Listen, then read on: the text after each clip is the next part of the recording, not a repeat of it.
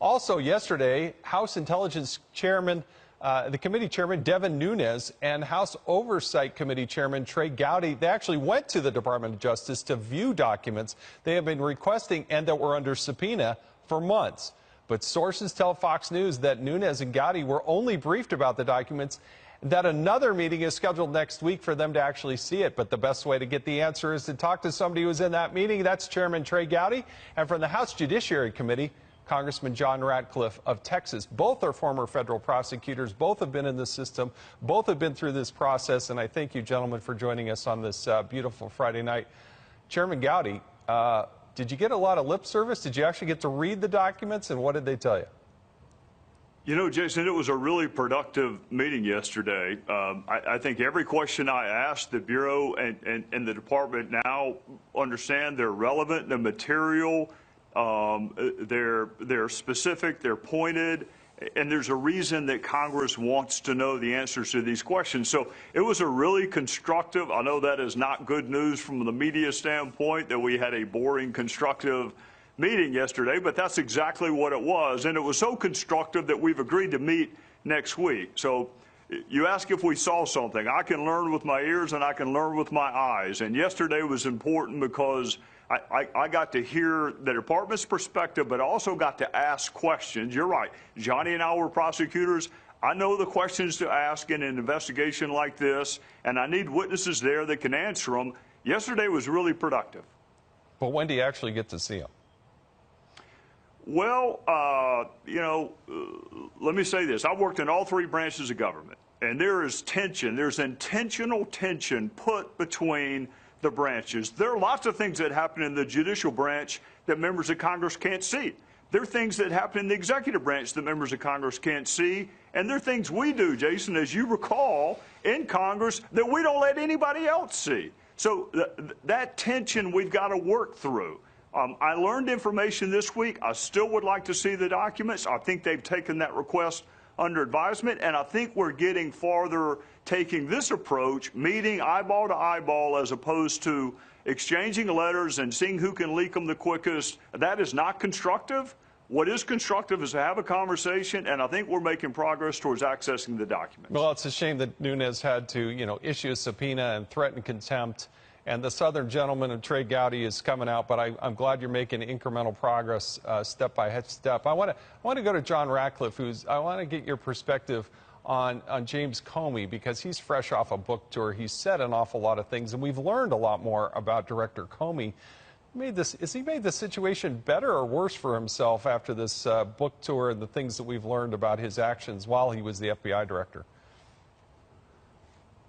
Well, Jason, good to be with you. I think one of the things that has come out of Jim Comey's interviews on his book tour and the release of his secret memos is it's ironic to me that he's the one that created the allegation of obstruction of justice against Donald Trump, and now he's the same person who has effectively torpedoed the ability of the special counsel to ever prove obstruction. And I say that because the 15 pages of secret memos never mention obstruction of justice a single time.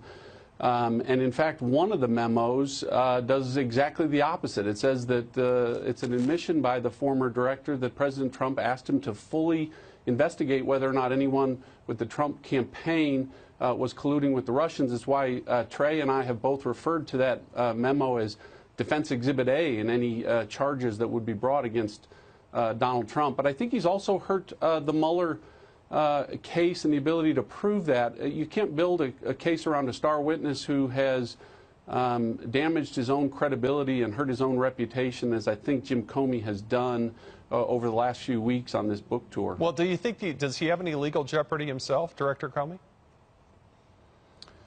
Well, I think the best answer to that, Jason, will come with the release of the Inspector General report. We all anticipate that will happen shortly. We also know that the Inspector General, Michael Horowitz, is someone who's proven himself to be a fair umpire, someone who calls balls and strikes fairly and was, where appropriate, willing to make a criminal referral of the deputy FBI director. I will tell you, not having seen the report, I'll be surprised if the Inspector General doesn't find misconduct by former Director Comey. I think he'll find that he violated his employment agreement, made unauthorized disclosures of FBI documents, and whether they're classified or not, those are improper leaks.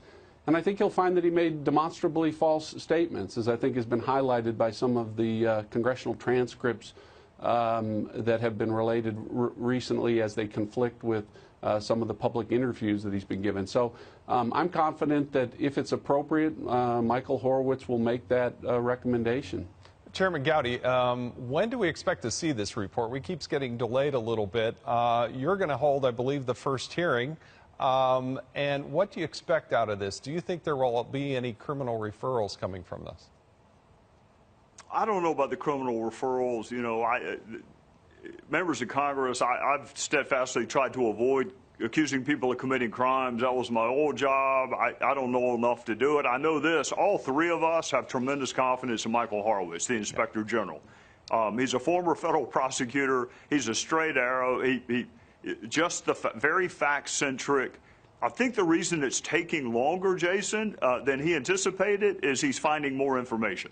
So what I would tell my colleagues in the House is give him the time and the independence and the resources to do everything he needs to do. I know that we wanted it in February and March, and that's human nature to want it quicker, but I want it to be complete, and I want it to be fulsome, and I want the American people to have confidence in what Horowitz has done. And if he can represent that he's accessed every document and every witness, I mean, stop and think. He found the page struck text, then he found the fact that some of them had been deleted, and then through his help, they were reconstructed. So I'm as impatient as everyone else. I know this. I want Horowitz to present a fulsome picture when he comes, and if that means waiting another couple of weeks, then so be it.